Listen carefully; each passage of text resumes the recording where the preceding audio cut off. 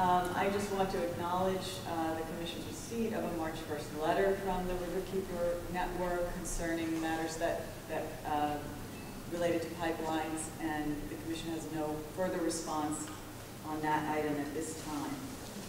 I'm sorry, we're not going to allow you to do that to us again.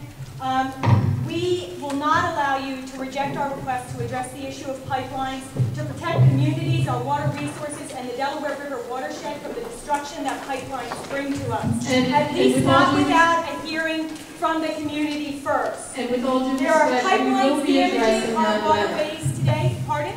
I said we will address the letter, we just simply can't do it today. We need that letter addressed today because in 3 months when you hold your next commission hearing, with all due respect, it'll be way too late. It'll be way too late on the Northeast Upgrade Project. Projects like the Commonwealth Pipeline and other pipelines will be way down the road in terms of the process or in terms of their implementation. The pipelines are damaging our waterways. I would ask you please take your seat. You have a petition before you submitted by 67 organizations, supported by 3,000 citizens. You have a hearing request with regards to the Northeast Upgrade Project before you today, which we expect you today to take action upon. This is a warning. A failure to vote, a seat. failure to act is a decision not to act to protect our communities and our waterways from the ravages, the devastation of pipelines. On December 5th, when you made the decision not to act on our petition or the Northeast Upgrade Project, you did so without any public hearing, without any public comment, without any public notice you were even going to be taking that decision. You were not informed, you made a bad decision. And so we have to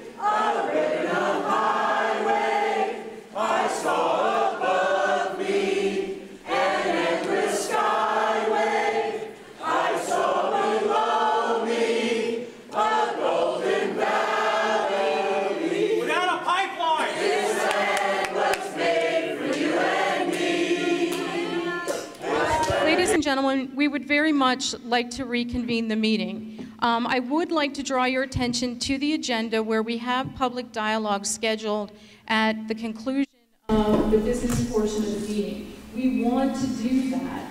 I can't, however, do that. We can't do that with the interruptions. I appreciate the passion, but there is business that needs to be conducted today. The longer that we don't sit at the table and conduct our business, the less time there is for the public dialogue. We have, because of the interest, we moved the meeting to this particular building today for more space, but we are obligated to be out of the building at 3 p.m. today. So, ladies and gentlemen, if you let us finish our business, we will gladly move into the public dialogue. With all due respect, we're not simply here to speak in one direction.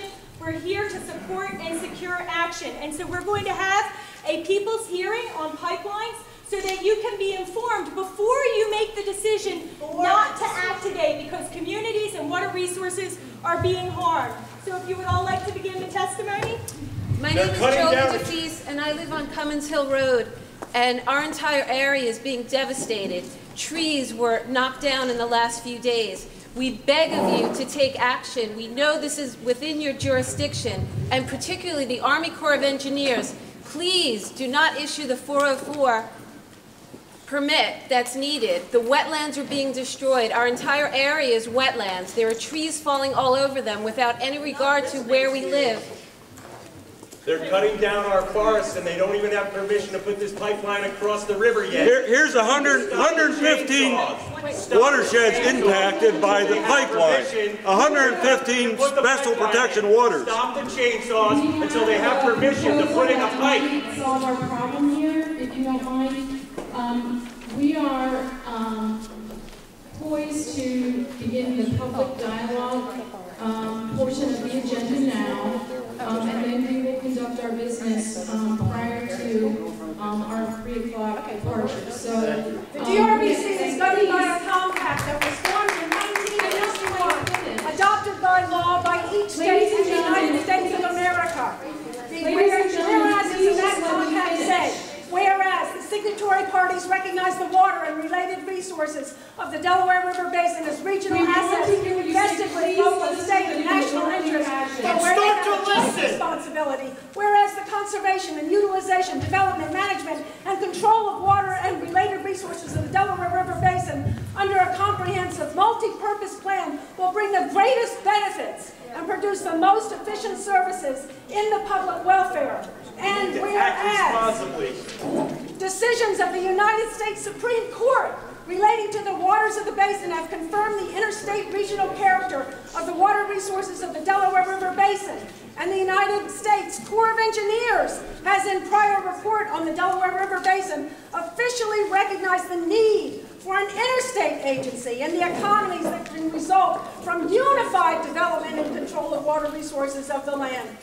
The compact finds and has been acknowledged and reaffirmed in recent and routine actions of the DRBC over the years since it was founded in 1961 that it has a joint purpose to fulfill. That joint purpose can only be fulfilled by the Delaware River Basin Commission. According to the Anti-Degradation of Waters provisions of the Water Code, the interstate waters, the shared waters of the Delaware River, must be maintained at the quality of interstate waters for existing water quality is better than established stream quality standards. We have a gem. We have the highest quality water that we could have in this region because the DRBC and all the communities that make up the Delaware River watershed work together in order to establish a special protection waters program and the protection of the interstate waters to provide water for 17 million people. That is a responsibility that weighs heavy upon you. We know that. But in order to fulfill that responsibility, you must take on your jurisdiction and look at these pipelines, review them, permit them, and look at the land destruction that is resulting from them, which is your responsibility under your compact and the Water Code. Amen. Thank you.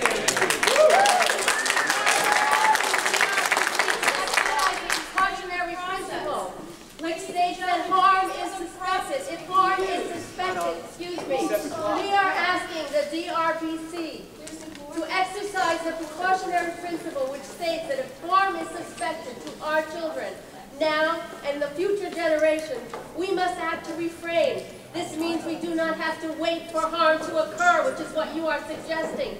We must act to prevent what harm is suspected. Commissioners, you have an opportunity to take a courageous decision today. Here today you have the opportunity to protect the people and the ecosystems you have been put in charge to protect, as described in our petition. I'm submitting for the record a copy of a letter that was sent to Michelle Obama, published in the New York Times on Mother's Day 2012, in honor of, Angela Monty Fox is my name, in honor of Alexandria, Angela Monty Fox. And then Jeff Tittle are signed up to speak. Good, well, I'm speaking now. In honor of Alexandria Sandri Latorto, mother of Alex Latorto and resident of Delaware community, who before passing in October 2012, Proceed in an orderly fashion. we're doing it this way. Signed our petition to Mrs. Obama, in which we asked Mrs. Obama to become our 21st century Eleanor Roosevelt, who in 1948 established a universal declaration of human rights to include the rights of safety, clean water, health of children and families, to which our appeal applies today. It's a higher value. It's the mission of this National Wildlife and Scenic River Act to keep it forever wild, that certain rivers of the nation with their immediate environment possess outstandingly remarkable scenic, recreational, geologic, fish, and wildlife historic cultural value, and shall be preserved in free-flowing condition. And they and their immediate environs, that's the forestries and the trees that you are slaughtering that are 70 and 100 years old, and I shall not live to see them grow again, shall be protected for the benefit and enjoyment of the present and future generations.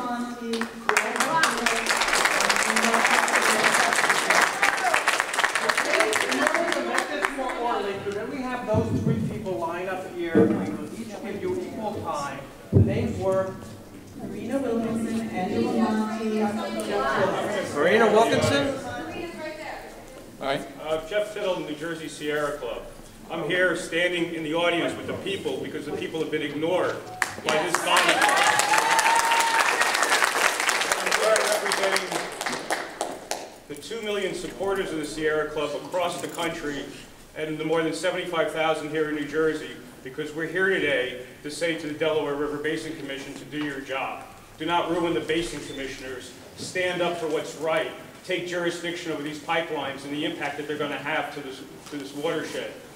The cutting through steep slopes and contiguous forests and the runoff from that, the siltation, the chemicals that are used during construction, the different chemicals used during testing, and the millions and millions of gallons of water that will be used to test those pipelines have a direct impact on the basin, direct impact on water supply for 17 million people, and that's why you need to take jurisdiction over these pipelines. It's in the law, it's your job, and you should do it.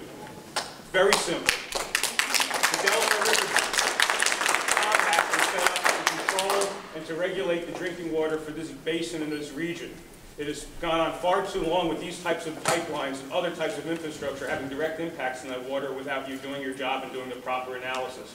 We are also seriously concerned that the only purpose of these pipelines is to actually promote and encourage more fracking in the region and to undermine other protections for clean water throughout this basin.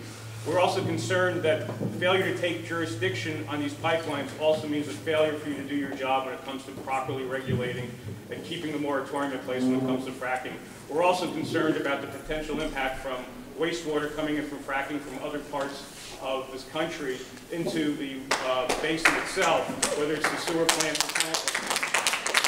But we're here today mostly to talk about the impact of these pipelines. We are being cut to death with the death of 1,000 cuts, with one pipeline after another. There are 6 different loops or pieces of pipeline being proposed within this basin. And each one of them will mean more runoff, more siltation, and the chance for cryptosporidium getting into that water supply. Please do your job and take jurisdiction and listen to the people here and the 17 million people that get the drinking water. Because the people matter!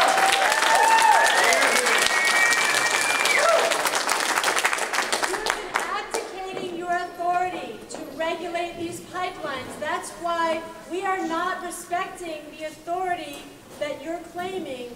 We are testifying one at a time so that you will hear us directly, because you have abdicated your responsibility to intervene in the Tennessee Gas Pipeline Northeast Upgrade Project, even though you have a mandatory, non-discretionary responsibility to do just that, to review that pipeline and all the other pipelines that are coming through the Delaware River Basin. Other people are testifying very clearly about the exceptional value wetlands, the exceptional value waters, and the recreational areas that are being crossed by these pipelines. That's what makes it a mandatory, non-discretionary obligation on the part of the DRBC to review the TGP, Northeast Up, and all of these pipelines. But I also want to testify about what these pipelines are about. This is not an ordinary industry. This is not a beneficial industry. This is an industry that is accelerating climate change. We are on the climate cliff. We cannot play around. We do not have time to play with. We had 30 years, back 30 years ago. Maybe we had 30 years. We don't have 30 years now. We don't have 20 years. We don't have 10.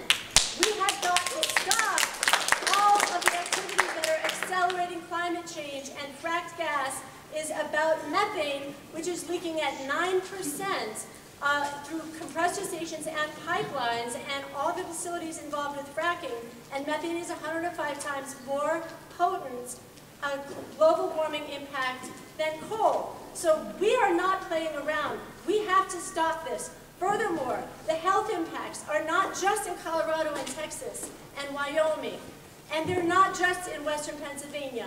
It is now our friends who are getting inhalation chemical burns from flares in Susquehanna County.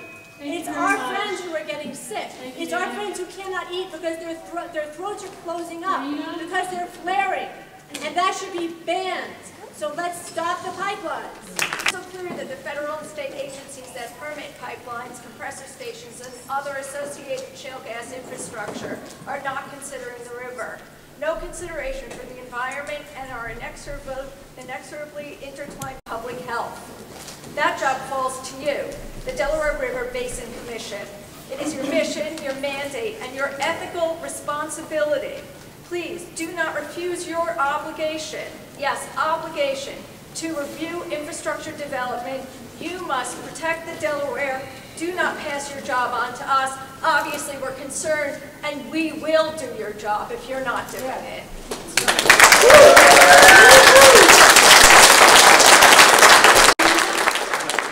My name is Ted Glick. I'm here representing both the Chesapeake Climate Action Network as well as the Essex Passaic Greens in New Jersey, where I live.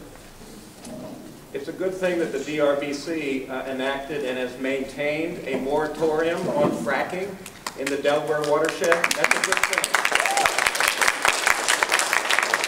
But it's totally inconsistent for them to allow all these pipelines that are all about escalating fracking to take place. It makes no sense at all. It's totally inconsistent.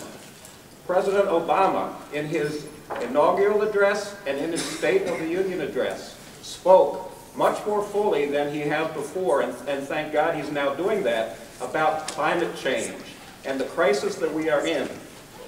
2012 was the hottest year on record for the lower 48 in the United States. We experienced Superstorm Sandy here in New Jersey and throughout this region. The flooding, the major storms, those things are real. And the DRBC needs to be consistent with its moratorium on fracking, and you should do a moratorium on pipelines through this region until there's a serious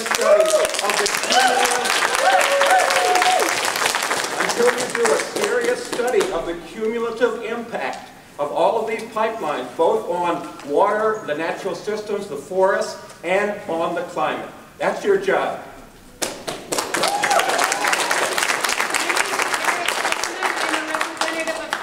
And the Mothers Project New Jersey chapter. I'm here as a parent and a mother of children growing up in New Jersey. The impacts of the Northeast upgrader, when added to the harm of the TGP 300 line, which is going through where I live and my children live, and the 1278 Columbia line, is irreversible, unavoidable, and unacceptable, and should be considered as part of a DRBC review. It's not enough that agencies are considering these projects in a vacuum. They require cumulative reviews, as we have heard, and the DRBC is the only agency able to provide such review for the length of every pipeline as it passes from state to state, and for the breadth of the entire Delaware River watershed. I implore you, as a parent, as a mother of children that rely on you to take decisions on behalf of all of us, to consider the cumulative impacts of these pipelines in your decisions. Thank you.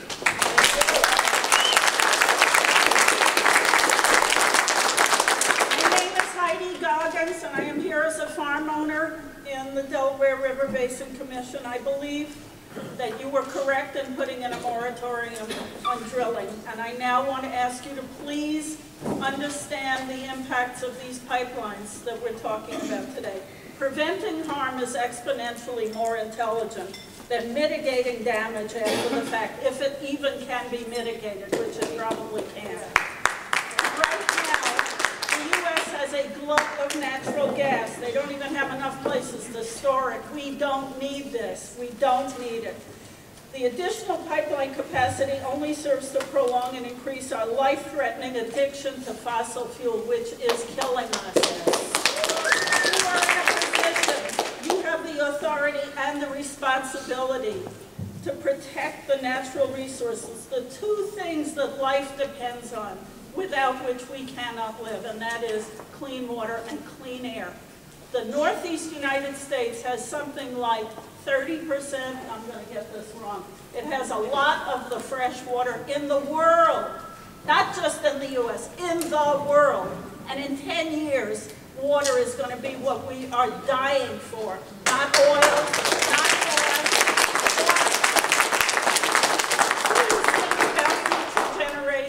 Please think about our grandchildren. Please think about your responsibility to speak for the people. We don't have a fracking problem. We don't have a pipeline problem. We have a democracy problem. Good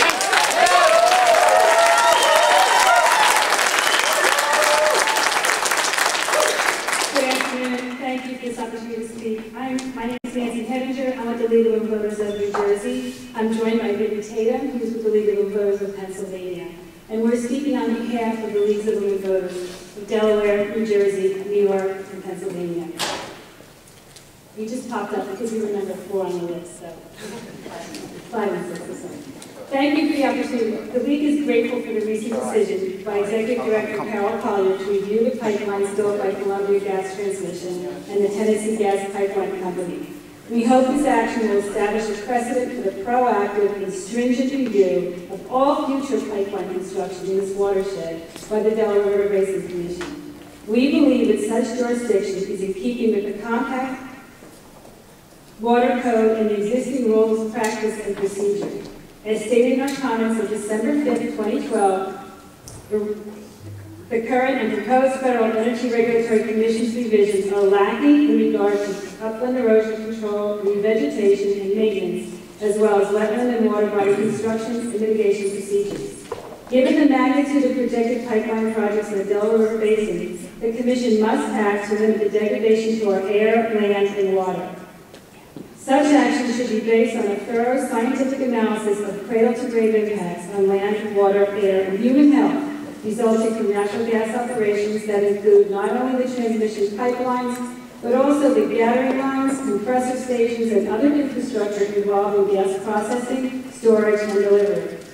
We know that clearing and digging land to install gas infrastructure destroys trees and other natural habitats. Construction fragments forest lands and destroys scenic landscapes. Livestock and wildlife habitats are disrupted. In addition to harm to our ecosystem, from these activities, gas infrastructure can leak, explode, and emit chemicals that contaminate land, groundwater, rivers, streams, and aquifers. Water is a public resource. We're not finished. Faulty wells and explosions are among the problems associated with natural gas pipelines in our state.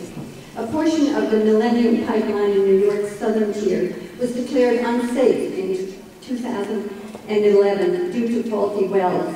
Compressor stations are susceptible to malfunctions and accidents. On November 3, 2011, AOL Energy reported such an incident in Ortina, Pennsylvania, that resulted in a fire. Over 100 people were evacuated, and both the station and nearby underground storage facility were shut down until the fire was extinguished. Compressor stations pose an ongoing risk to air quality due to their emissions of volatile organic compounds like benzene and even radioactive chemicals such as radon. All of these hazards can have serious impacts on human health without a comprehensive study of potential long-term cumulative health impacts of thousands of miles of pipelines, related compressor stations and gas storage facilities. Regulatory agencies are risking lives and endangering the environment. In addition to this repeated request for the DRBC to exercise its jurisdiction over pipelines and related infrastructure, the League further urges your careful consideration of all impacts of the new marine terminal project noted in the final resolution of this meeting. In addition to the obvious environmental concerns, we request that the DRBC include the compounding factors emerging as a result of global warming. With projected sea level rises, the deepening of the Delaware will cause the salt line to move even further upstream. This will exacerbate the challenges created by the infiltration of our drinking water by salt. By assuming jurisdiction over pipelines and protecting our waters from salt infiltration, the DRBC can help. Thank you very much. Cease fears of explosion. Finish that. Finish your statement, ma'am. Frank Latordo. I spoke to you at the last meeting you had. My son Alex Latordo is very active. And I want to talk to you about what's happening on the grassroots level. It's great to look at maps and see things and plans and everything else, but I beg you guys to come up and see what is really happening. We are right now in the process of getting more active. There have been people tree sitting. My son was arrested for sitting in trees to protect what we should be protecting. Why are our children having to fight our fight? Why do they see things that you're not seeing? I thank you for your moratorium on fracking. That's a wonderful thing. I appreciate your efforts to go back and look at the problems from the previous thing. But how does that make any sense to our children? That we are not going to try and prevent things. We're going to wait till things happen and then go back. Look at the record, people. This gas company, the one that we're talking about, the Tennessee, has a bad record. It's like watching a dog crap on your carpet and you keep telling them, stop, stop, stop. They keep doing it. Eventually you have to either get rid of the dog or train them. Why are we rewarding them with more contracts so they can do more damage? I'm ashamed to try and explain that to the young people that I've been with over the last few weeks. You know, it's like, what did we do wrong when we were coming up that allowed this to happen? And I was here in the 60s when they established your group, not you, but your group. And I'm ashamed to say that we're neglecting our duty. Not just you, but the whole basin, the population. You know, Pike County is a filter area. Whatever we allow down the river, everybody downriver gets. Is this thing on? You guys can hear me? This thing's on? Yeah. They'll turn it off. Hi, my name's Ken Collins. I'm a Sussex County, New Jersey resident and homeowner and a former United States Army sergeant. You guys can all listen, but I'm here to address Lieutenant Colonel Becking directly. Sir, you're failing us, and you've failed us miserably. In Milford and all over New Jersey, northern New Jersey, trees have been cut down for a pipeline whose crossing of the Delaware has not yet been approved by you and the Army Corps of Engineers. You, sir, are the one responsible for making this decision and stopping this. And because you haven't, they've mowed down acres and acres of trees across New Jersey and in Milford, Pennsylvania, just to take the heart out of this group of people. That's right. Do you understand that? You understand how wrong that is? And you could stop it, but you didn't. You failed us, all of us, the whole state of New Jersey and Pennsylvania too, because you didn't draw the line. These trees should not be cut down if there's no pipeline approved, but FERC gave them, oh, go ahead and cut it down at your own risk, because we don't know if it's going to get approved. Is that right? No. That is horribly wrong, and an injustice to the planet Earth and the state of New Jersey and these good people who are here to stop this pipeline from going in the Delaware River. And I promise you, sir, with every bit of me that I earned the rank of sergeant with in the United States Army, that pipeline will cross the Delaware River over my dead body.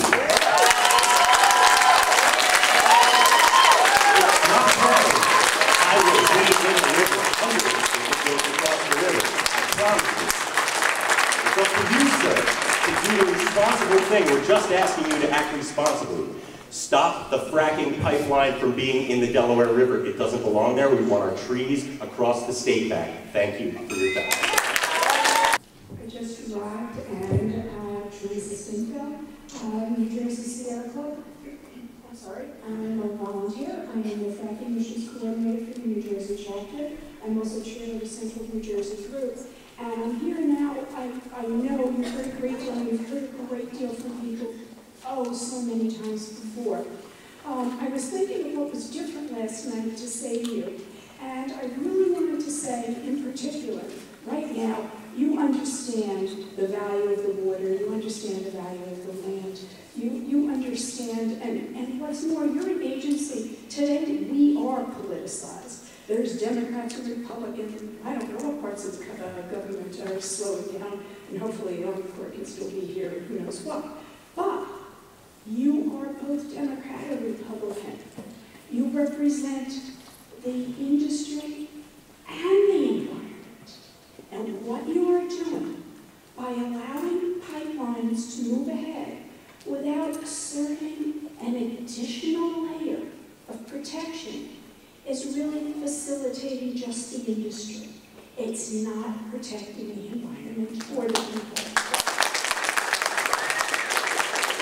You understand science, and I'm sure you shudder when you hear reports from, I don't know, someplace that's not New Jersey or Pennsylvania, going on about how they're redefining science and what they're teaching in their classrooms. You focus on science, you understand it, and you understand that by putting these pipelines through, and many of them, what you are doing is just encouraging a rapid move to frack, which we know compromises the environment. And the lady who was just passed on the street, pushing a walker, an elderly lady with her groceries in this wind, and she has trouble breathing. Please, think twice. Thank you.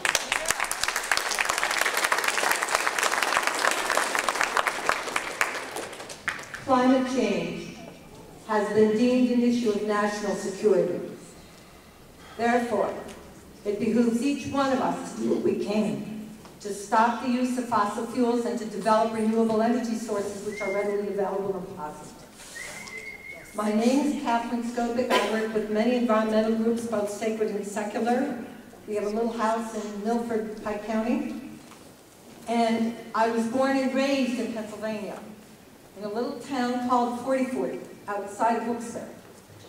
One of many little towns strung along the Susquehanna River, like pearls on a necklace.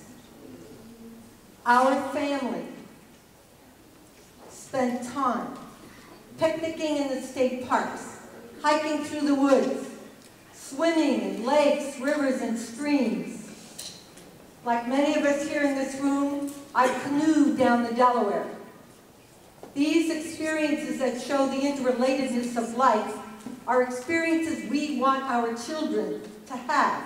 Will this be possible? There is a saying, the best things in life are free. The saying is not, the best things in life are free to take.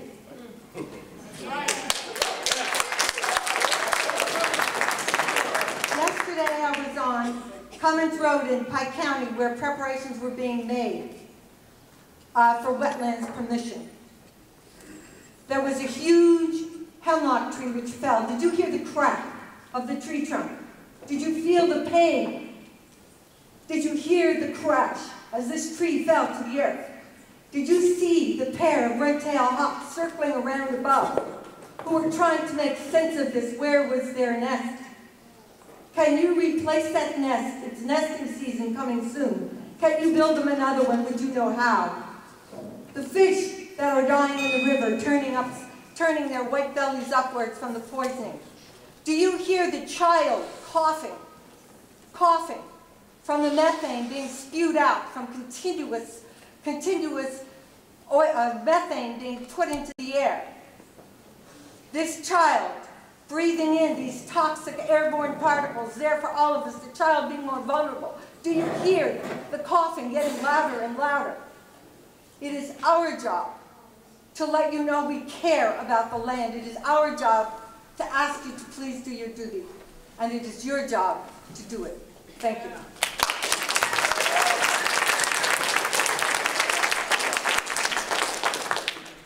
My name is David Fisher. Approving this is akin to knowing what was going to happen at Love Canal 20 years ahead of time and approving it anyway.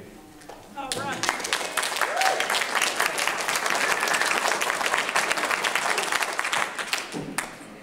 Thank you. My name is Joe Zenas. I'm a citizen, native of Pike County. I'd like to draw your attention over here to this map. I believe I presented this at the last meeting you guys had. All of Pike County's waters are special protection waters, and they're supposed to be protected by you guys. Here's a whole list. The yellow dots and the red dots are major watersheds.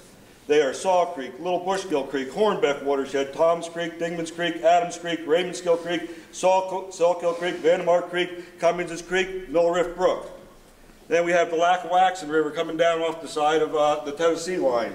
Masto Creek, Lords Creek, Shahola Creek, Panther Creek, Twin and Walker Lakes, Sawkill Creek again, crossed twice. The Savantine, Craft Brook, Pinto Brook, Dimmick Meadow, Vantine, Vandemark, Laurel Swamp Brook, Deep Brook, Crawford Brook, Cummins Creek, the unnamed tributary of the Delaware River, 3 backwaters, and the Delaware River. And counting the smaller watersheds and the wetlands, 115 major watersheds, sub-watersheds, and wetlands that have not been protected. Every one of them has been impacted already. And this is just in Pike County with 2 pipelines. This ain't counting the rest of our watershed where there's going to be another dozen or so pipelines going through. 1 watershed. These are special protection waters that have been impaired. I've walked the whole distance of the northeast upgrade, and there's no protection to these. Nobody's doing anything. DP, nobody. Army Corps, nobody. They're letting this happen. All these watersheds, 115 of them, have been impacted by these 2 pipelines, Tennessee Pipeline and Columbia Pipeline. Somebody has to do something to protect these waters. I'm sick and tired. I grew up here and lived here, fished and hunted in all these hills, and it's a disgrace that you let this happen.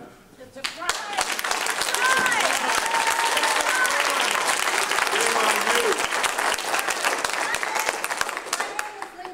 I live in northern New Jersey and also have property in Sullivan County. Today I'm going to talk about TGP and the Northeast Upgrade. The February 2013 tree clearing is already causing sediment migration, and this is happening even before pipe laying action. The DRBC can proactively protect our waters by using the precautionary principle. The precautionary principle provides that there's a social responsibility to protect the public from exposure to harm when scientific investigation has found a plausible risk. These protections can be relaxed only if further scientific findings emerge that provide sound evidence that no harm will result. The burden of proof that it is not harmful falls on those taking an act. TGP has failed to show that their work is not harmful to the Delaware River waters, and failed to show that there are not alternatives, and failed to show that there's a need for this pipeline. Further, the DRBC now acknowledges that it should have reviewed the TGP 300 line. And because the Northeast Upgrade project is part of that line, it is mandatory for the DRBC to review the Northeast Upgrade project along with the 300 line. Let's consider some of the TGP's track record. Initially, they only offered $50,000 for diversion of public parkland in the Ramapo Valley Reservation of Bergen County. They also initially ignored landowners in Bergen County. I'm referring to Native Americans and owners of Bear Swamp Road. Sedimentation controls at Lake Lookover in New Jersey were inadequate. TGP ruined the water of a clear lake that people have swam in since the 1970s. A question exists whether the planted trees will ever reach maturity, since the TGP left such a bad scar in northern New Jersey. Moving from a poor track record to what could happen, recent information is that the meter station in Ramapo Valley Reservation is being enlarged 12-fold rather than 5-fold that the TGP wrote in their plan. A large meter station like that will be heard beyond the forest. Devastating accidental explosions could occur, and routes 207, 202, 17, 287, and 87 could have to be closed, and all residents located within 2 miles. TGP must be stopped. The Bergen County report of environmental impacts from it is false. It has only a direct extract from a TGP report. Please do not pay any attention to a report from Bergen County with environmental impacts of TGP. Thank you very much. Supports the petition submitted by the Delaware Riverkeeper on Friday, March 1st, 2013, which has been signed by 67 organizations and almost 3,000 citizens. Pipelines crossing the Delaware River watershed are devastating old-growth forests, wetlands, streams, and communities. The lack of appropriate oversight by this commission over these gas pipelines is threatening the critical source of drinking water for millions of people in Delaware, New Jersey, Pennsylvania, New York, and beyond. These pipelines and the gas infrastructure they bring with them are inducing more toxic gas drilling, clear cutting of trees, water, air, and climate pollution. Much of this gas isn't even to be used in this country. The DRBC has a request to reconsider their position to not exercise their jurisdiction over all pipeline infrastructure in our watershed. It is your responsibility as a member of this commission to protect the waterways that provide us with our drinking water, jobs, healthy economy, recreation, and health.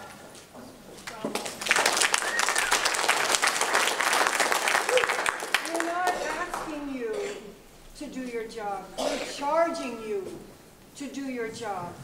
We're charging you to take a look at the entire project, not just the hydrostatic testing aspect of the project. We're asking you, how are these pipelines going to be maintained? Are they remote controlled? How often are they going to be inspected? Who's responsible? Who's going to make sure that there's no leakage? Exactly what's going on with these pipelines. I don't know. I don't know who knows. Maybe you don't know. We're charging you to do your job. We're charging you to look at the issues. Radon in the Marcellus Shale. We don't want radon-laced gas passing through these forests and these recreational areas. We are charging you to fulfill your responsibility to the people of the Delaware River Basin, to the people who drink the water from the Delaware River Basin, for the people of this earth. We are charging you. Thank you for taking time to be here today, and I see you all have jugs of water out in front of you, which is our life force. Our bodies are 80% water. For you to get what you got, your generations of families from a long time ago have had to drink water to survive. This is all we really have, is our clean air and our clean water. I saw a show on Nova a couple of years ago, and it said that over in Denmark, there was an island off the coast of Denmark, and 4,500 people live on that island. In the 80s, they decided they were going to do better on energy. They cut out the waste, they put in solar, they put in wind, they now sell energy back to the mainland. They did it on a microcosm. We can do it here. This is not renewable. These pipelines are not renewable. And if you put these pipelines on, we're not going to be renewable. Thank you for doing your job.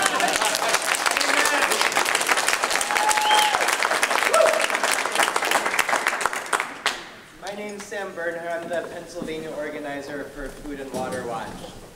These pipelines don't serve the river, and they don't serve the residents of the states of New York, New Jersey, Pennsylvania, or Delaware. They don't serve the Delaware River Basin. They serve the gas corporations and their investors. The oil and gas industry uses its ever-growing network of pipeline infrastructure to solidify demand for its polluting fossil fuels and gradually condemn consumers to a reliance on them. But pipelines are especially dangerous in fragile ecosystems such as the Delaware River Basin, and they must be kept out of these critical environmental areas. You must exercise your authority in this area.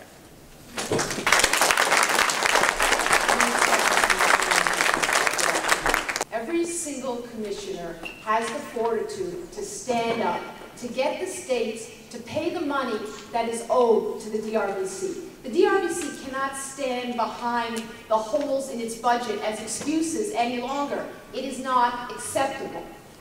There is a humongous insurance void with every single fracker and every single infrastructure builder. Every one of their annual reports. And that's what you folks need to be looking at, annual reports, your business people. Disclose that they cannot get liability insurance. That's the general term. The specific term is risk of loss insurance. Do you want workers in your home that don't have proper insurance? I would absolutely hope not. Science, legal actions, and ethical actions all equal that our forests and our water bodies are our lifeblood. Half of the U.S. drinking water is groundwater. And the national forests and grasslands of this country equal 20% of our fresh water, and that is worth $27 billion. You folks have a lot of work to do, but it's a lot of good work, so get to it now! Yeah.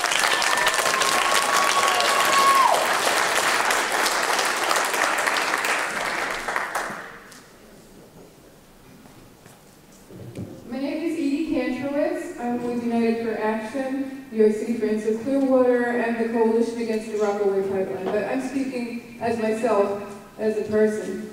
And I'm wondering what has gone wrong in this country that we as citizens have to stand here and beg you not to run these pipelines through our land, through our homes, not to devastate our country. What is wrong with the process when we have to come before you and feel that we're not being listened to? Who are you listening to? Are you listening to the gas companies? Are you listening to the people who want to ship this gas overseas? Is that what this is all about? We think that climate change is the most serious thing that is facing us. It's beyond our concerns about profits. There's not going to be any issues about money, trees, water, or any of this if the planet is burned to a crisp, and the planet is going to be burned to a crisp if we continue burning these fossil fuels. We have to go to renewable energy yesterday and months ago, okay? So we can't be encouraging the use of methane. We have to be doing renewables. And even if we want to have pipelines, which we shouldn't be having pipelines, the DRBC is in a unique position where you can affect the impact that these pipelines are going to have on the landscape. 90% of the harms of pipelines can be under review to be controlled, so that even if you were going to put pipelines in which you shouldn't, still DRBC has a responsibility to look at each and every pipeline and each and every aspect of its environmental impacts. And we want the DRBC to do its job. Matt Walker. I'm here today representing Clean Air Council and all of our members in Pennsylvania, a little bit of members in New Jersey. We're an environmental health group located in Pennsylvania, and we've been working since 1967 to try to protect everyone's right to breathe clean air. With 4 shale gas pipelines already permitted and 13 proposed shale gas pipelines set to cross the Delaware River watershed, it's imperative that the DRBC exercises full jurisdiction and fully and properly review all proposed pipeline projects for their potential impacts on this watershed before considering to allow permits for these types of projects. The Council believes that even though the DRBC has jurisdiction over water quantity and quality issues, the Commission's decisions will impact both water resources, air quality, and climate change for years to come. In addition, air quality impacts on water quality are an important connection that must be included in any type of analysis performed by the Commission. Pipelines almost always lead to increased shale gas drilling and increased compressor stations. Natural gas production, processing, transmission, and distribution produce significant effects on air quality. Shale gas operations emit large quantities of nitrogen oxides, or NOx, volatile organic compounds, hazardous air pollutants, and methane into the air. Pipeline projects will lead to increases in emissions of all these pollutants. Shale gas pipelines also produce fugitive emissions of methane and hydrocarbons through leaks from pipeline networks, from microscopic holes, corrosion, welds, and other connections, as well as from compressor station seals, compressor rod packing, blow and purge operations, pipeline pigging, and from the large number of pneumatic devices on the pipeline network. A survey of emissions from gas activities in Texas's Barnett Shale estimates that fugitive emissions from transmission account for 35% of total fugitive emissions from shale gas activities. Methane leakage both accelerates climate change and helps form ground-level ozone, the main constituent of smog. VOCs, which are part of fugitive emissions, are known or suspected carcinogens and have been linked to neurological and developmental issues, as well as brain, liver, and kidney damage. VOCs also form ground-level ozone. Places out west, such as Wyoming and Utah, have experienced worse smog than Los Angeles during 2011 and New York City, due specifically to shale gas drilling. Pennsylvania is only a small fraction of the way along the industry's plans, but in the future, Pennsylvania's smog levels are staged to look a whole lot like Wyoming and Utah. Smog has been linked to bladder, breast, and lung cancers, stroke, diabetes, and premature death. In their full analysis, the DRBC should consider the additional impacts to the watershed caused by air pollution from pipelines and compressor stations. The same nitrogen oxides and sulfur dioxide emitted from this equipment reacts in the air and falls as acid rain, impacting water quality and aquatic life. According to the US EPA, acid rain primarily affects sensitive water bodies, especially in areas where soils have a limited capacity to neutralize acidity. Water bodies can become acidic when the soil no longer can handle the acidity, and the soils release aluminum that is toxic to many aquatic organisms. Shale gas is poised to greatly expedite climate change. Climate change footprint of shale gas is at least 20 times greater, but potentially, 20% greater, and potentially twice as great as coal over 20 years. And that's because of methane leakage from pipelines. The shale gas industry is the largest human-made source of methane emissions in the world. Methane is 105 times more potent at warming our atmosphere than carbon dioxide over a 20-year time period. Recent research from the National Oceanic and Atmospheric Administration from out in Utah shows that an amazing 9% of methane leaks from natural gas operations, including pipelines. This number is double industry estimates and completely negates the touted climate benefits of shale gas. I'm almost done here. I'm almost done. The Council urges DRBC to consider the impacts of climate change on the ecology of the Delaware River watershed and the ability of the watershed to cope with potential increased flooding or drought events. In closing, we believe that DRBC must use its full jurisdiction to properly review the environmental impacts of all past and future pipeline projects that cross the watershed, including the interaction between air pollution and climate change on water resources. Thank you.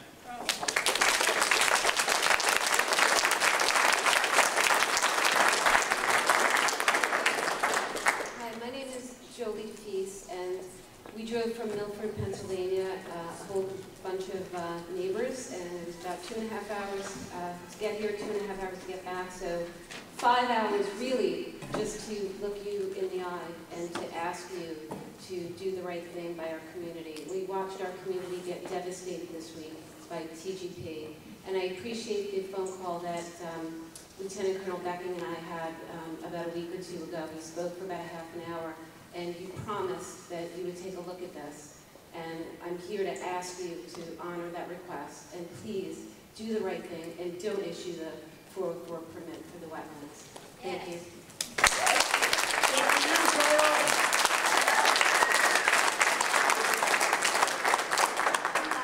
Rossum, the Delaware Riverkeeper. In addition to the 67 organizations that petitioned you to take jurisdiction, there are 3,000 citizens that have signed on to that petition and or request that the DRBC take its jurisdiction. Also, I have to submit here a petition from the Delaware Rivershed Fishermen's Association, the Lehigh River Stocking Association, and the Delaware Riverkeeper Network to better protect the Delaware estuary from nutrients and dissolved oxygen issues, problems which grow as pipelines go through our watersheds and deforest them. The petition is a little bit of a separate issue, but it's related because all water is connected. Now I'm here to address the issue first of the Northeast Upgrade Project. There really is no good reason, no good scientific reason, no good reason the Delaware River Basin Commission should not be taking jurisdiction over the Northeast Upgrade Project today, telling them to stop the cutting until DRBC takes an appropriate look at that project. The Northeast Upgrade Project is carving its way through our watershed. Joe Zenas gave very good information about the level of devastation that's happening. We're talking about 25 miles of pipeline just in our watershed, 450 acres of land, crossing 1,729 feet of water bodies, crossing 17,777 feet of wetlands. Most of these streams and wetlands are of the highest quality in Pennsylvania and New Jersey. Experts that have looked at the Northeast Upgrade Project have found that there are dramatic examples of soil compaction, increased stormwater runoff, erosion, and permanent changes to the hydrologic cycle that are happening or will happen as that project continues to move forward, including redirecting groundwater, which will de-water our streams, our wetlands, which are vital for the protection of the water resources of our community. There is no agency that has or can look at that project cumulatively across the project and cumulatively with other pipeline projects. Why should DRBC be taking jurisdiction under its own rules of practice and procedure? That's an easy one. because it results in significant disturbance of ground cover that will affect water resources. It's already happening. Because it passes through 3 comprehensive plan areas. And you yourself, your staff admitted, they weren't thinking about the comprehensive plan part of the rules of practice and procedure all throughout July, or the year of 2012, when they were looking at the 300 line and the 1278 line, which means they weren't thinking about that provision as it applies to the Northeast Upgrade Project either. The same mistake that applied to those 2 projects, which are forcing you to go back and take another look, applies to the Northeast Upgrade Project. The Northeast Upgrade Project is part of the 300 line that you've already said you're going to go back and take another look at. Though inexplicably, you've excluded the NEUP from that review, which doesn't make any sense to us. You have ample opportunity in terms of process to take another look at the Northeast Upgrade Project. Now, before I go to read the provisions in the docket itself that you issued, I heard here today, I heard before, the claim that, well, DRBC isn't going to go back and look at the Northeast Upgrade Project because you already did a comprehensive review.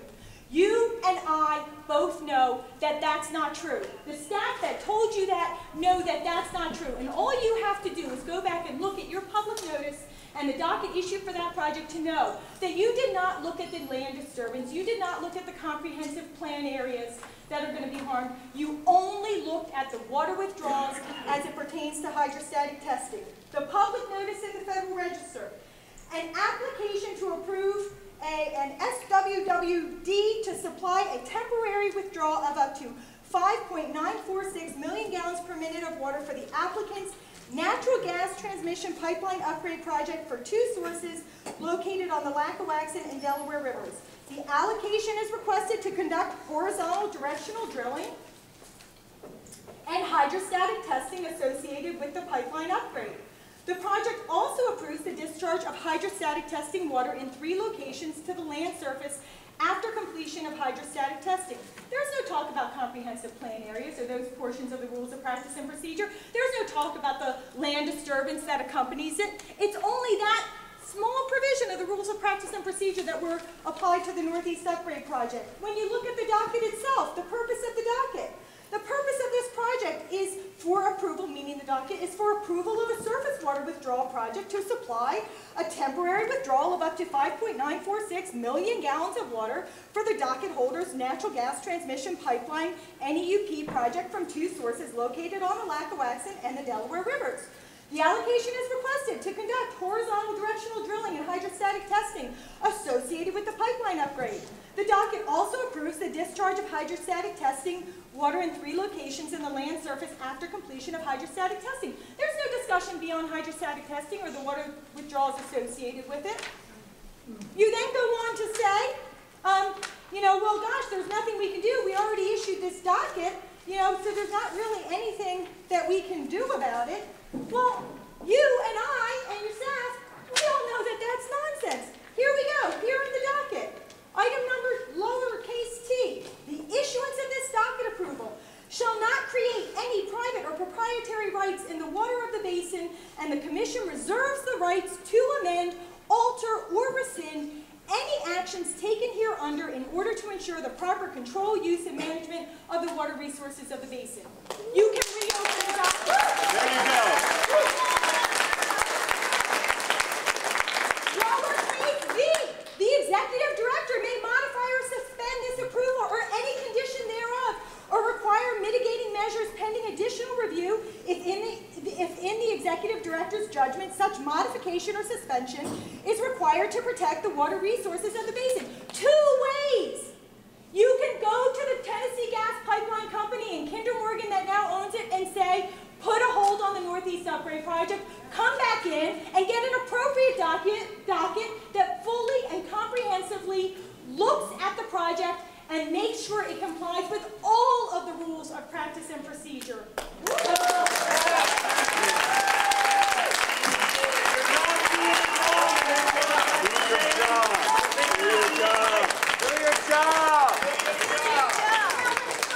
Pipeline petition.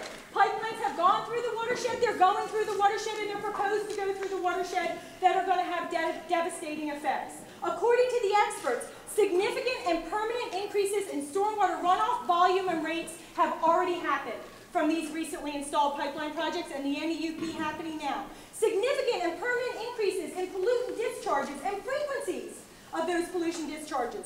A corresponding decrease in infiltration volumes. As a result, existing streams and wetlands, including exceptional value streams, have been adversely impacted by these pipeline projects. Each mile of pipeline brings with it 12 to 24 acres of land development. Some of it's temporary, most of it's permanent.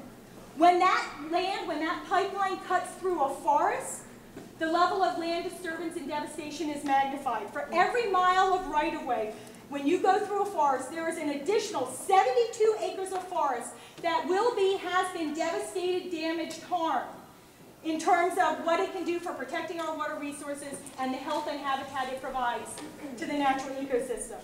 As experts explained to you yesterday, soil compaction that is part of the development of these pipeline projects is one of the major sources of harm. And that the soils on these pipeline projects, on these rights-of-way, are being compacted to levels that are reaching 98%. That is more compaction than you do to build an earthen dam.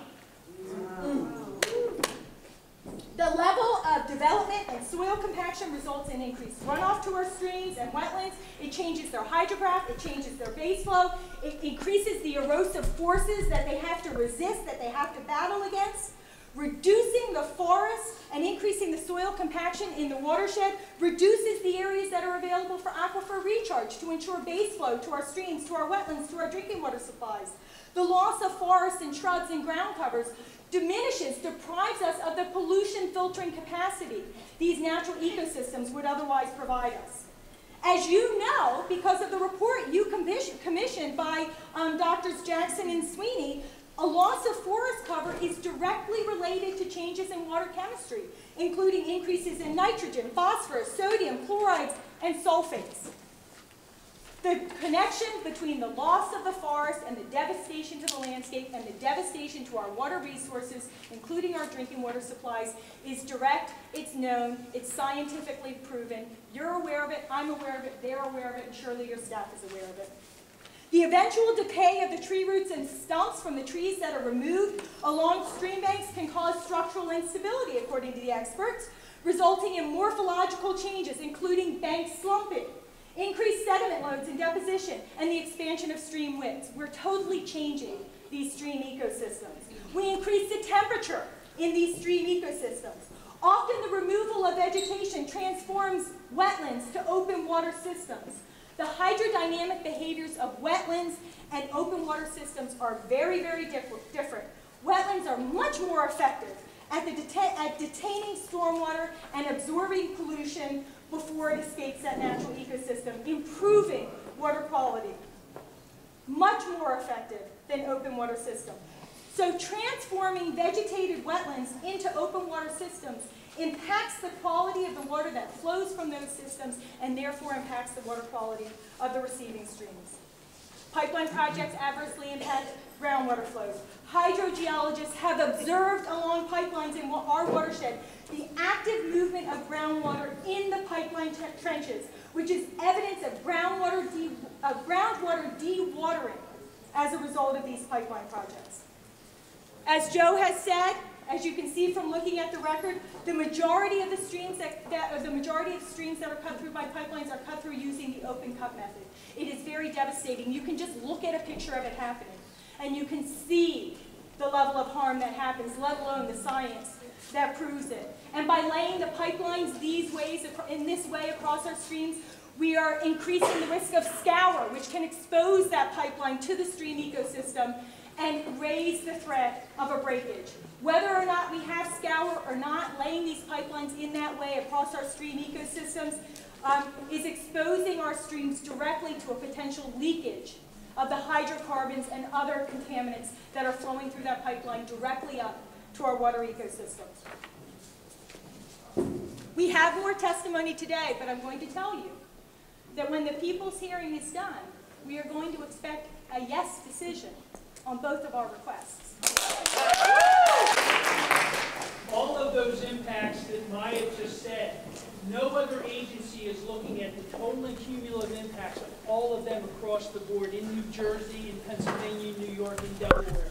There's 10, 11, 12 agencies and departments looking at the impacts and permits. There might be 25 permits, but none of those agencies are looking at the total and cumulative impact. Only the DRBC can do that. All of those agencies are going through budget cuts. We all have friends that work in those agencies, and we hear them say, we're told to get that permit through. Freshwater wetlands in New Jersey told, get that permit through. There are encroachments in New Jersey and in Pennsylvania that we call their hotline. We get no response because they're crossing in the different watersheds, the different stream encroachments, no ENS, no ENS structures in place. No one else is looking at all of this. If you're relying on New Jersey and Pennsylvania and New York and Delaware agencies to do that for you, they don't have the capacity to do that. The Basin Commission, that's your job. That's what we need you to do.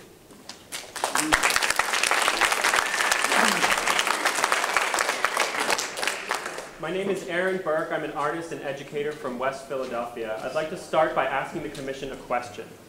Have you personally walked, hiked, camped, or slept under the canopy of the Delaware watershed's oak hickory forests? None of you?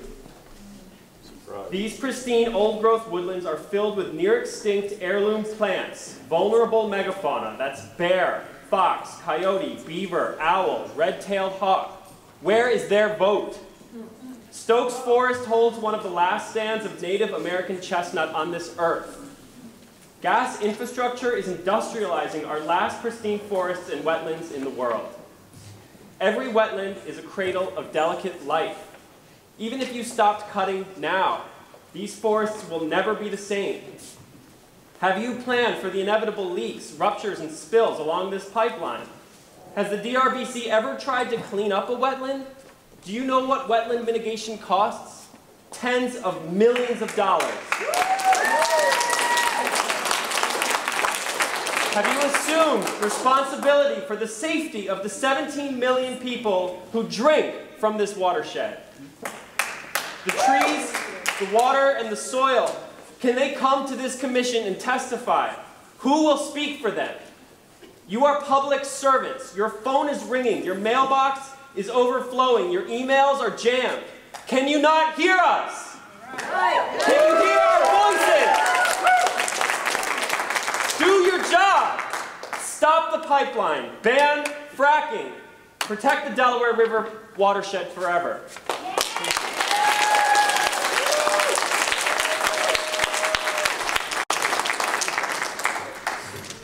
Hello, can you hear me? My name is Jenna Lasky, and I appreciate the opportunity to be here today in front of you and to offer my testimony. I'm a fourth-generation Pennsylvanian. I'm a full-time employee at a university in Philadelphia, and I'm a business owner in Philadelphia and have been since 2008. I put my job and my business on hold today because I wanted to come and tell you that I'm considering moving from Pennsylvania and away from the surrounding states. And I'm concerned that the fracking industry is contaminating our drinking water, our soil, and our air. And public officials who could protect our environment are failing to do so. I have written to my public officials, I've told them my feelings, and I feel like I'm not being heard. I want to live in a place where public servants fulfill the mandate of their jobs. I want to live in a place where the water, soil, air, and health of all living beings are protected.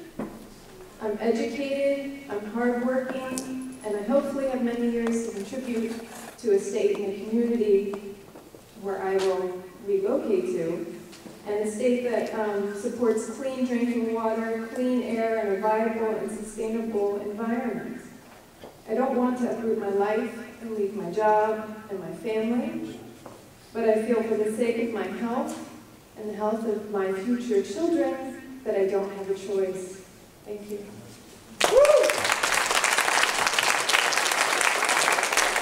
I'm so honored to be here. You work really hard. I think song is a big medicine, so I'm going to do it even though I feel a little crazy right now. So that's just how this goes, okay?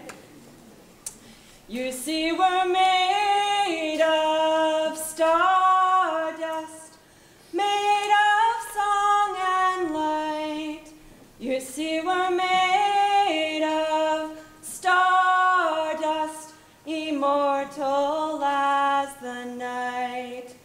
Yet as long as we live here, as long as our song lives here, as long as our song lives here, we belong to the earth. We belong to the earth. We belong to the earth. We belong to the earth. It doesn't belong to us. Belong to the earth. Thank you.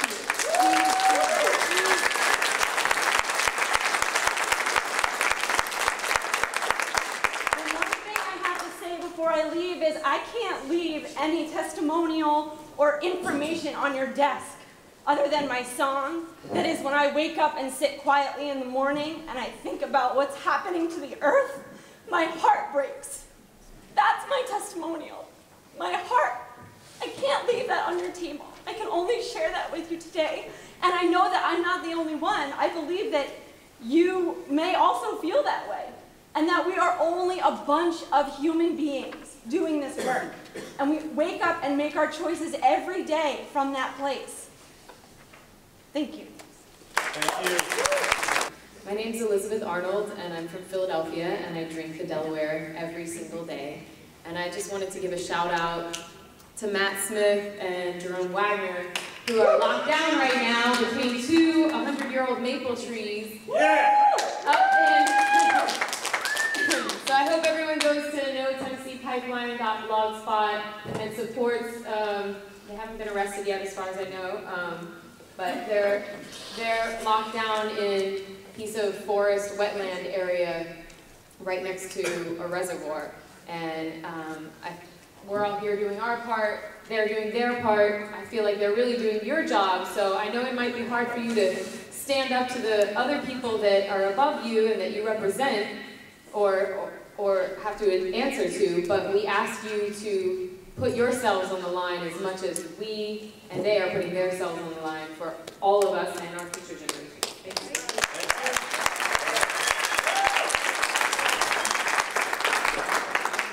Hi, I'd first like to thank the Commission for holding this impromptu hearing on natural gas pipelines. We really appreciate it. My name is Michael Dulong. I'm a staff attorney at Hudson Riverkeeper. And my job is to protect the drinking water of 9 million New York City and Hudson Valley consumers. And your job is to protect the drinking water of 17 million consumers all along the Delaware River. I understand that under your rules of practice and procedure, there's a presumption that pipelines do not cause a significant environmental impact. We have overcome that presumption. We have proven that it has a significant detrimental impact on water quality. We've done so in our petition that my organization and 66 other organizations signed, as well as 3,000 stakeholders. Delaware Riverkeeper Network did that yesterday in their presentation to you. And the stakeholders behind me that spoke today did that in their testimony. And the 100-year history of this natural gas industry in clearing vegetation and in stormwater runoff have proven that they are going to have a significant detrimental impact on the Delaware River Basin if these 13 projects that are slated to go forward are not reviewed by you and significantly mitigated. This commission has a paramount role to play in protecting our drinking water, and Riverkeeper urges you to exercise your authority over pipeline projects in the basin. Riverkeeper stands ready to offer the commission our assistance in doing so to protect our basin, the basin from irresponsible natural gas production and transmission. And we really urge you to please act today on our petition. Thank you. My name is your child's name. My name is your child's name. my name is all of your child's name, and all of our children's name, and our grandchildren too, because if you're a woman and you birth a child, you birth your grandchildren. I would like to bring up pipeline safety. Last week, some guerrilla photography was taken out on the XL pipeline. Open-ended question, do you know where our pipes are coming from? Are they the same cheap steel flown into India, coming from China originally? Is that the type of pipe we are getting? Because yes, those independent guerrilla photographs are up there for all of us to see, for you to see. That cracked pipeline that you can see air through, we do not want it in our river, in our backyards.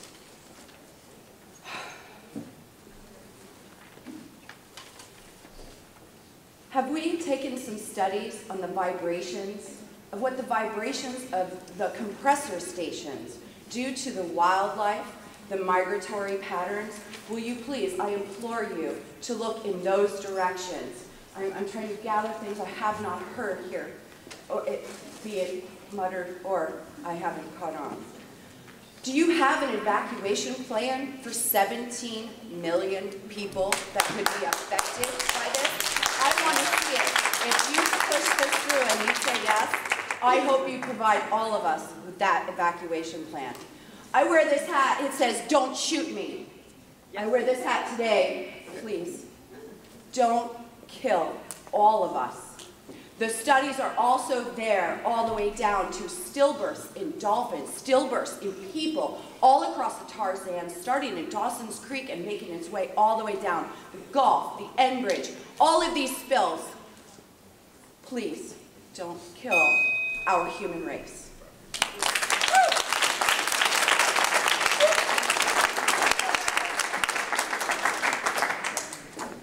Hello, my name is Karen Rankin-Baranski, and I'm a resident of Milford, New Jersey, just upstream about 20 miles. And I want to thank you all for hearing my comments today.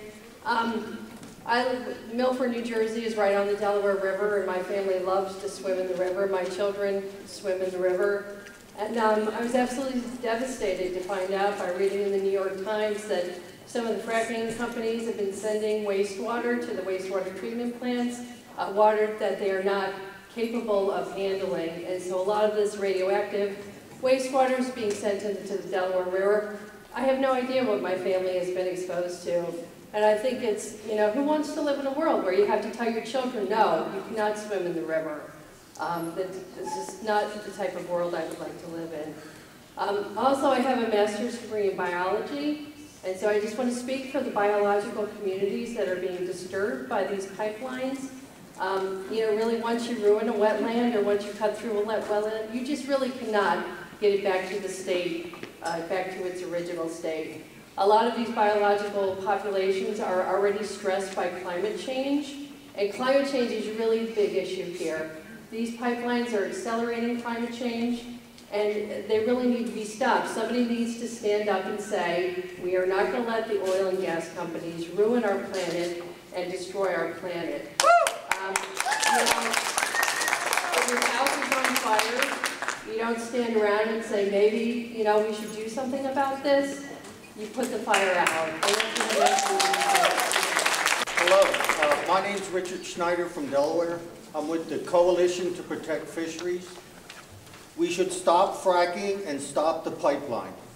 I'm here to make comments about another major issue that is harming the Delaware River Basin and the aquatic life. Again, we request the stoppage of once-through cooling that is destroying the aquatic life in the river basin.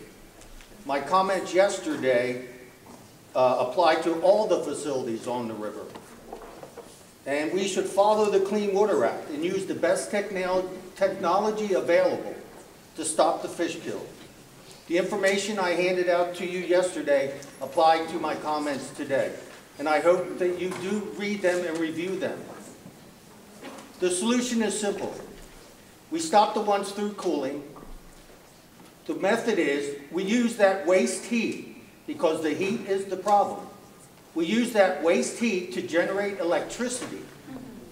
There's solutions out there called a Stirling engine or a Rankine engine. What it does, it uses the heat, produces motion in a piston. That piston turns a generator. That generator generates electricity. So we're utilizing that waste heat, which is a very good solution. The solution is a win-win-win situation. We win because we save the fisheries from being destroyed. And we win because we create fishing jobs, commercial and recreational fishing. We win because we create manufacturing jobs. And the source of electricity is clean, produced electricity that is free from the existing heat. So could you please refer to the information I had given you yesterday? There is very much value in it. And please stop destroying the river and the aquatic life. We do, as Heidi had said earlier, we have an impaired democracy in this country. The second problem that we have is we have hyper-capitalism, which is actually leading to that impaired democracy. And this industry, the fossil fuel industry, its extraction processes, distribution, they've just had their way for decades in this country. And I've been around a bit, but I'm telling you, it took the last 5-6 years with fracking to realize how much control they wield throughout our country. And unfortunately, there are a lot of things that they do and they expect to do because they've been given permission to do it, and they've bought that through the political process, and they have that power now, or so they seem. And there are a lot of people now who are stepping up because we just can't let that happen anymore for all the reasons you've heard today. This commission is in a spot because it's the only agency that really oversees the whole watershed. I think, has to really look at its comprehensive plan and at its regulations and expand that effort. I mean, I think it probably is fairly limited in some of the documents, but no one is taking care of these matters. The FERC, we're working against a pipeline coming into Manhattan called the Spectrum. FERC has responsibility for something across the state lines.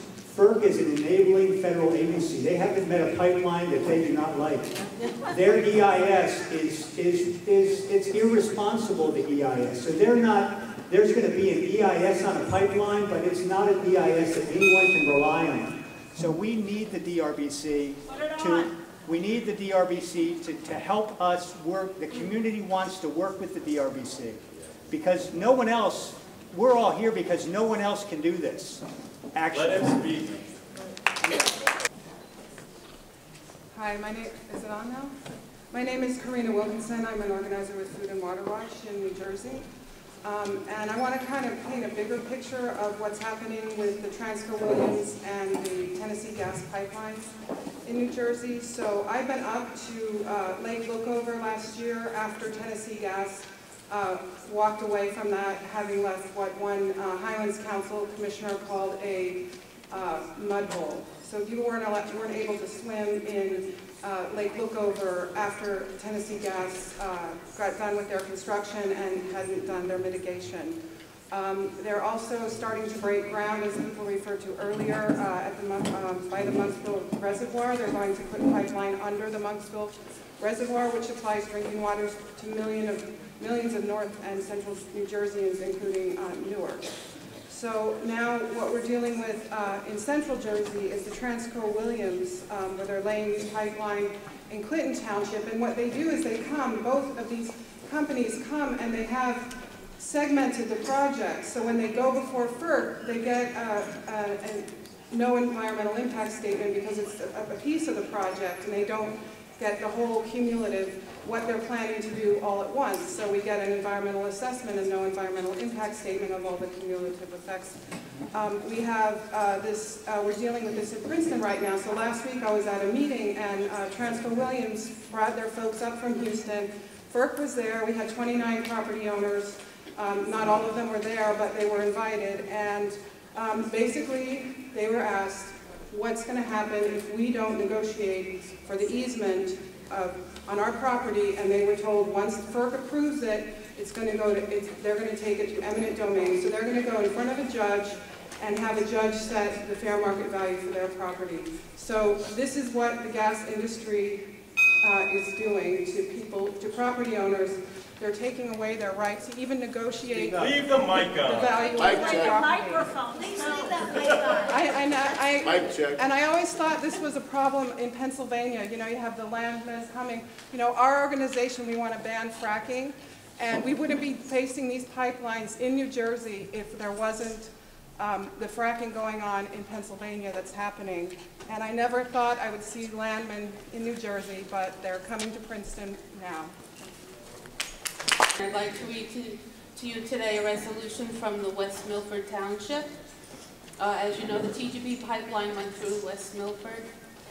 Resolution 2012-068. Resolution of the Township of West Milford, County of Passaic, State of New Jersey, expressing local concerns related to the Tennessee Gas Pipeline Extension Project. Whereas Tennessee Gas Pipeline has submitted plans to various federal and state agencies for the installation of a gas pipeline traversing various municipalities and counties in northern New Jersey, and whereas certain components of this project have been completed to date, including installation of a gas pipeline in New Jersey, traversing 50 miles from Vernon to Sussex County through West Milford and Passaic County, and whereas on January 19, 2012, the New Jersey Highlands Council voted to delay action on extending the pipeline another 7.6 miles into Mahwah and Bergen County. And whereas at the public hearing held on that evening, several New Jersey residents, including residents from West Milford, expressed concern about this project. And whereas the Highlands Council tabled voting on the plan for 30 days to gather more information. And whereas the Township of West Milford, its representatives and its citizens are uniquely qualified to provide such information because that section of the Tennessee Gas Pipeline project that directly affects West Milford has been completed. And whereas the West Milford governing body, their appointees to various boards and committees, the citizens of this community, and the residents who live along the route of this pipeline received countless assurances in innumerable meetings and forums from representatives of Tennessee Gas Pipelines and their parent company, El Paso, that the environmental, practical, and financial impact of this project could either be minimal or advantageous to the community. And whereas the Township Council of the Township of West Milford does acknowledge that the staff, representatives, and contractors who work for Tennessee Gas Pipeline have been responsive and responsible with regard to issues that arose as this project was being completed. And whereas the positive responses do not negate the fact that serious issues did arise that continue to affect this community. And whereas the positive responses do not negate the fact that assurances provided that all care would be given to guarantee that the financial and environmental impact of this project would be minimal to the natural resources of this rural community were of little substance. And whereas the reality of the project is that significant areas of trees and forests were felled to facilitate the work to install the pipeline, and whereas at best the contractors engaged in minimal efforts to abate the effect of such disturbance on the local environment, be it land, water, or animals. And whereas homeowners and lake associations along the path of the project have borne the burdens associated with soil runoff, undermining of local roadways, traffic Hey, quit your chit-chat and listen! Noise and emotional angst related to possible effects on local water resources. And whereas, while local officials reluctantly endorsed this project, such endorsement was pro-offered with the understanding that failure to do so would negatively affect the community, and that the project would proceed with or without local support because of federal approvals already granted. And whereas, from the very beginning, local officials railed against the loss of local autonomy with regard to this project as a result of the mandates and edicts that were foisted upon the local government by federal and state agencies who approved this significant project without any regard for the impact on the residents of this municipality.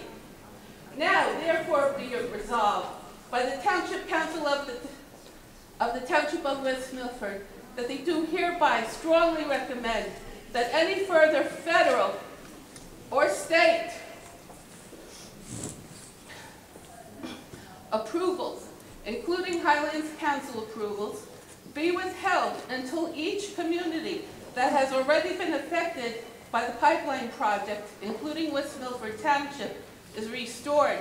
Such restoration shall include that all disturbed lands are stabilized, all roads are repaired, and all bodies of water are cleaned and runoff dredged at no cost to the affected communities. And be it further resolved... Carol Collier, would you listen, please? And be it further resolved that the Township Council of the Township of West Milford recommends that all federal and state agencies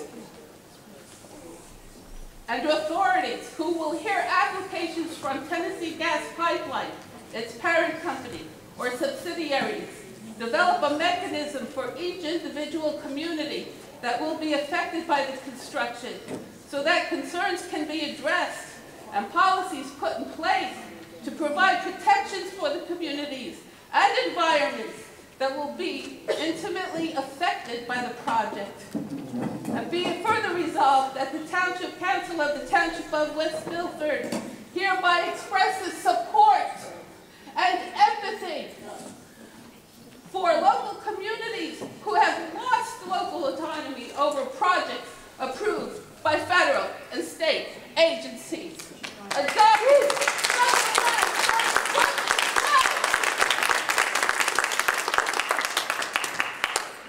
I have a picture of the pipeline going through West Milford. I'd like to give it to you for me. I want you to know that that statement was read in Bergen County.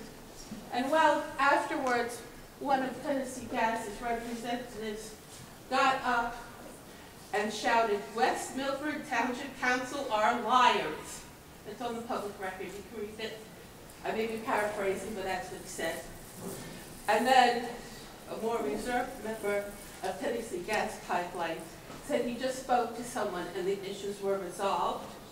Well, I don't know who he spoke to, but it wasn't Mayor Bieri, because Mayor Bieri stood with us at a rally this winter, and she is still upset by the fact that this has happened to her town. So he didn't speak to Mayor Bieri, and the issues are not resolved. Thank you very much. Good afternoon. My name is Lenore Fasula. I've been a resident of Milford, Pike County, Pennsylvania for 20 years. Moved January 16th, 20 years ago. Spent a lot of time in the forest up there, in the waterfalls, and the streams, and the lakes, and the rivers. And when I first moved there, I felt so blessed that I lived in this pristine area with the sacred water, with this forest, where the trees just grow, and the black bear and the red fox, and the eagles that you can see, and the hawks. And this is our right? This is the way our land should be. And right now we have this monster. We have these gas pipelines that are coming in, and no one's standing up for them. We're standing up for them. That's why we're here. And I do appreciate that you're listening to us today. And I want you to know from our hearts that we're doing this because we care about our earth. We care about our water. We care about each and every one of us and all the critters that live there and all the trees and the green people. They have a right. We all have the right to clean water. And that's right now. It's already such devastation that's happened. That's irreparable. And I see the water on your desk or your table. You know, and every morning I pray on the water. I've taken a vow to do what I can. When I found out about fracking, and I never believed it would actually come into Pike County, that anyone could ever think of doing something that could hurt this pristine environment that we're privileged to call home. And I invite you all, please come and see this beautiful land that we're talking about and do what you can. I implore you today to do what you can to stand up for the gas companies, to stand up against the gas companies, and to stand up for us, for all of us who really have this passion, because we feel like we haven't been able to be heard, that what we're saying really isn't being heard, and we want you to feel those words And I thank you today for allowing this to happen, and please, from the Army Corps, I can't understand how this pipeline could go into our forests without even permits yet on wetlands, without even having a permit to cross the Delaware. How could they come in and do the damage?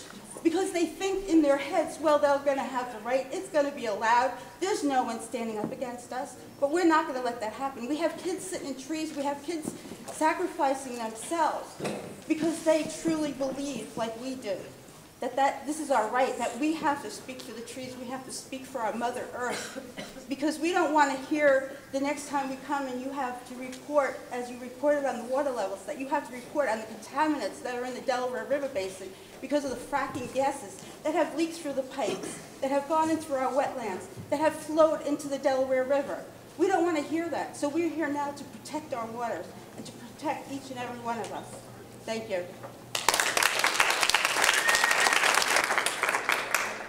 Good afternoon. My name is Thomas Salamoni. I'm a resident of the Minnesink Valley, New York. Some of you might have heard about Minnesink. We're fighting a compressor station, and my neighbors in Milford, Pennsylvania are now fighting a Tennessee pipeline that will likely come over our hill and connect into Minnesink. As you can tell today, we are getting organized, we are getting bigger, and we are getting a little bit more, I want to say, angry with how our politicians, our regulators, and our commissions have failed us. And I'm hoping that after today, I won't have to add you, this commission, to my list of another failed agency. Now, I ask each of you, your staff, and your offices, have we just lost the complete human regard and respect and to do what's right as citizens for each other? Is there no human being left in all of us? None? Just to make the right decisions for the next generation? I leave you with what has become one of my favorite quotes in Minnesink. My community struggle, now my neighbors struggle. And you still have the authority to stop this project. And you owe that to every child and every next generation. If you are neutral in situations of injustice, you have chosen the side of the oppressor. If an elephant has its foot on the tail of a mouse, and you say that you are neutral, the mouse will not appreciate your neutrality. Thank you.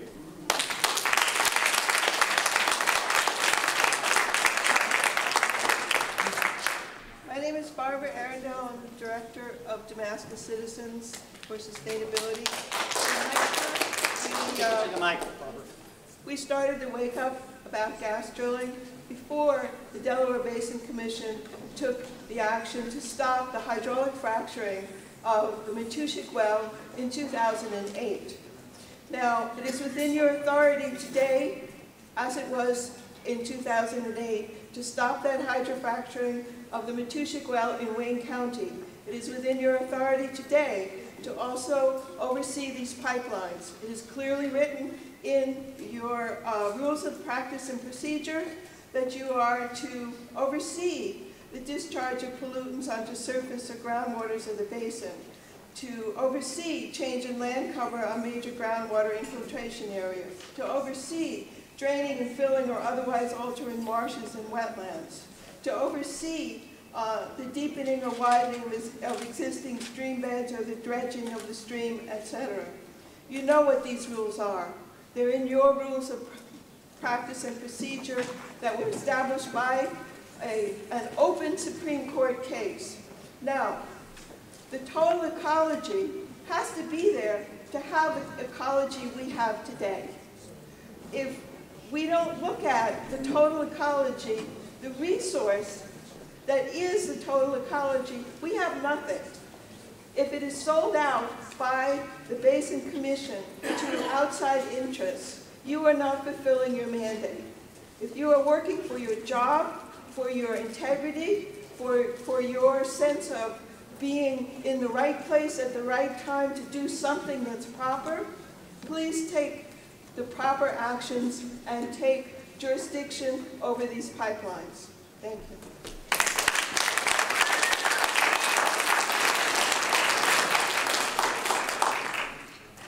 I can start? Okay, so I won't listen. So everybody everybody here in this room is part of that cumulatively impacted beings. We're all here for that reason. We're all feeling this impact upon us.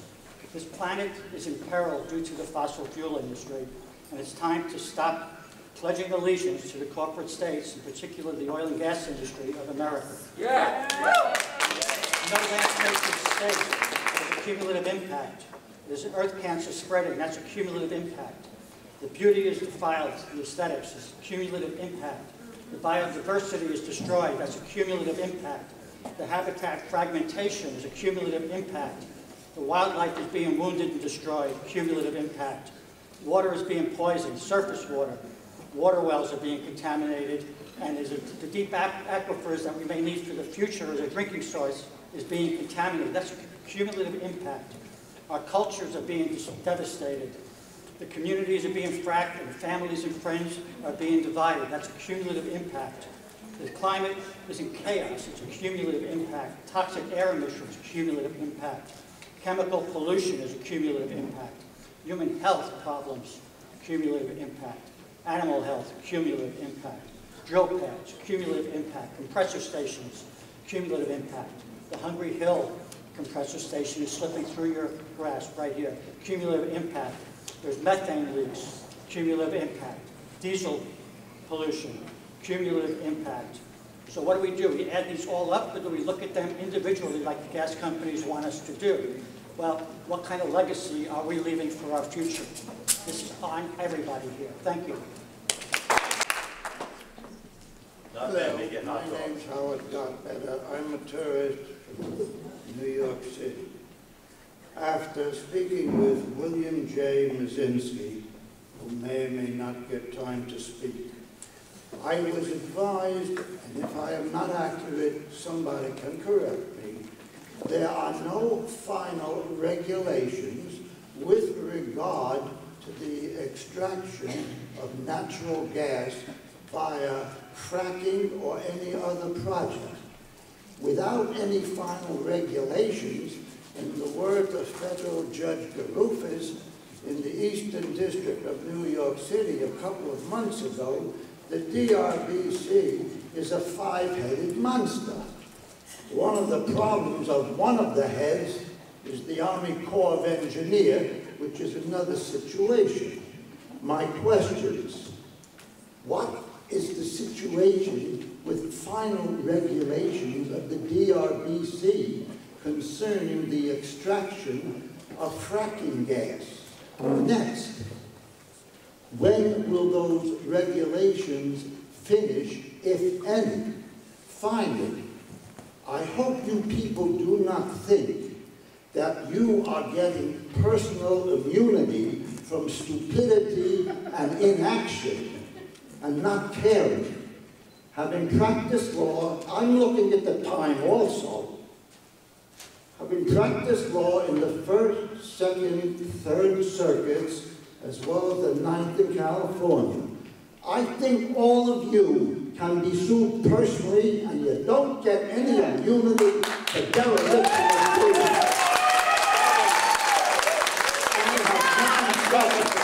I don't think any of you have immunity for stupidity and inaction and worse.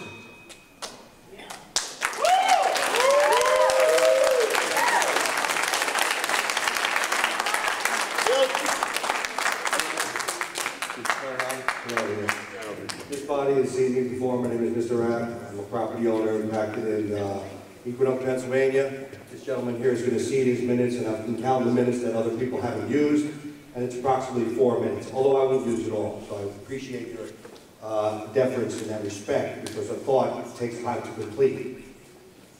A guiding principle of civilization must be that the needs of the many outweigh the needs of the few. But upon close examination, fracking reveals itself to be the greed of the few, outweighing the rights of the many. Large-scale public projects for the benefit of all, simply because of density of population, will always necessitate eminent domain. Pipelines, bridges, highways, and perhaps even someday solar arrays, wind farms, and/or algae culture farms.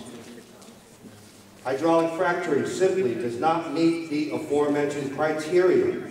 The industrial invasion into rural American communities, the rendering of people's homes as uninhabitable, the permanent destruction of arable farmland, and the polluting of aquifers in communities completely dependent on private wells is too high a price to pay. Energy Secretary Mr. Muniz, I believe, has stated that natural gas can provide the 10-year bridge to the new clean energy source. Well, if this new energy source is but 10 years away, is it not better to focus our energies and our intellectual capital to that end now? Since it would appear that our great republic has ceded its destiny to the influence of international corporations, we can assume large-scale environmental damage and health consequences visited upon defenseless, patriotic Americans. In states within our republic where industry has placed in high positions of influence their petroleum prostitutes, communities fear for the well-being of their children, health, and their future has perhaps already been decided without their voice even being heard. We can assume, even if at the federal level some semblance of rational thinking should be turned, that widespread industrialization is to take place in and among farms, wildlife preserves, state and national forests, and parklands. If areas that have been designated as exceptional value, such as the Delaware River Basin, much in part because of their very pristine condition, cannot be preserved as not fracked, if clearly delineated presently protected areas to preserve biodiversity and offer refuge as well as breeding grounds to both flora and fauna, cannot be protected from hydrofracking. One such area is the Delaware River Basin. Its proximity and accessibility to large populations for both recreation and its priceless drinking water source demand protection. If we cannot use the powers already established and granted to this commission to save this precious resource, it begs the question, what can we save? Thank you for listening.